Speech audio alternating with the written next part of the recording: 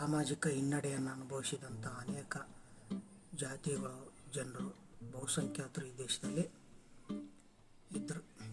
ಆ ವಿಷಯಗಳನ್ನು ಮನಗಂಡು ಅಧ್ಯಯನ ವರದಿಗಳ ಪ್ರಕಾರ ಮತ್ತು ಸ್ವತಃ ಬಾಬಾ ಸಾಹೇಬರು ದಲಿತ ಜನಾಂಗದಲ್ಲಿ ಜನಿಸಿ ಅಸ್ಪೃಶ್ಯತೆಯನ್ನು ಮತ್ತು ಧಾರ್ಮಿಕ ಹಿನ್ನಡೆಯನ್ನು ಧಾರ್ಮಿಕ ದಬ್ಬಾಳಿಕೆಯನ್ನು ಅನುಭವಿಸಿದಂಥ ನಾಯಕ ಬಾಬಾ ಸಾಹೇಬ್ ಅಂಬೇಡ್ಕರ್ ಅವರು ಈ ಒಂದು ಸಾಮಾಜಿಕ ಮತ್ತು ಧಾರ್ಮಿಕವಾಗಿ ತುಳಿತಕ್ಕೊಳಗಾದಂಥ ಜನರಿಗೆ ಏನಾದರೂ ಮಾಡಬೇಕು ಅಂಥೇಳಿ ಅವರು ಸಂವಿಧಾನದ ಕರಡು ಸಮಿತಿ ಅಧ್ಯಕ್ಷರಾದಂಥ ಸಂದರ್ಭದಲ್ಲಿ ಮೀಸಲಾತಿಗಳನ್ನು ಸಂಸತ್ತು ಮುಂದೆ ಇಡ್ತಾರೆ.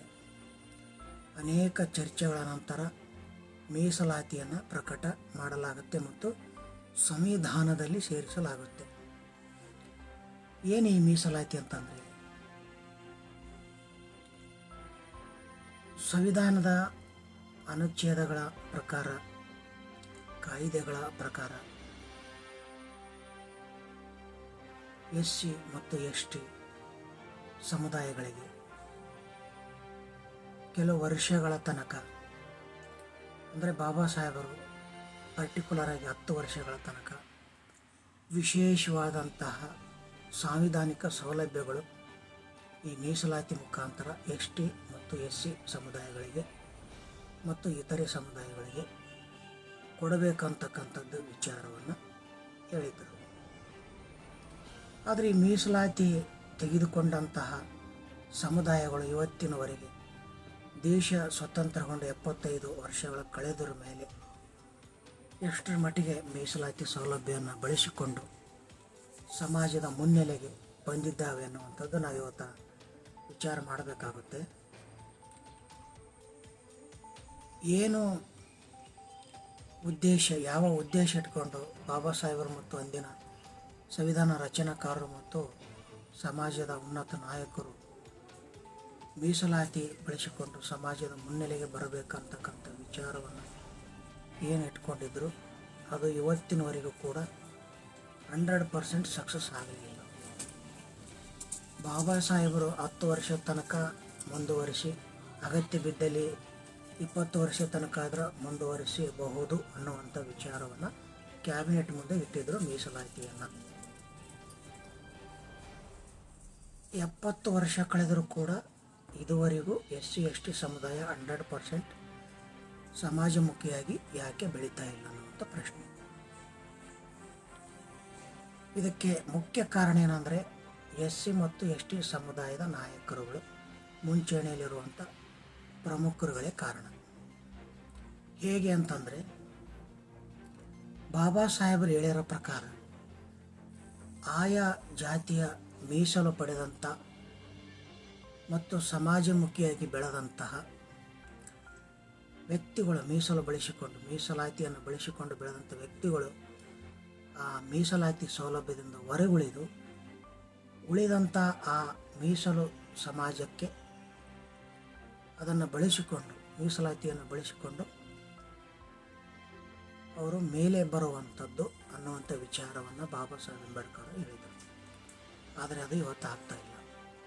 SC ST ಸಮುದಾಯಗಳಲ್ಲಿ ಎಷ್ಟೋ ನಾಯಕರುಗಳು, ಶಿಕ್ಷಣವಂತರು ಇವತ್ತಿಗೂ ಕೂಡ ಮೀಸಲಾತಿಯನ್ನು ಬಳಸಿಕೊಂಡು ಸಮಾಜದಲ್ಲಿ ಉನ್ನತ ಜೀವನ ನಡೆಸುತ್ತಿದ್ದರೂ ಕೂಡ ಮೀಸಲಾತಿಯಿಂದ ಹೊರಗೆ ಉಳಿತಾ ಇಲ್ಲ ಮತ್ತು ಮೀಸಲಾತಿಯನ್ನು ಬಿಡ್ತಾ ಇಲ್ಲ.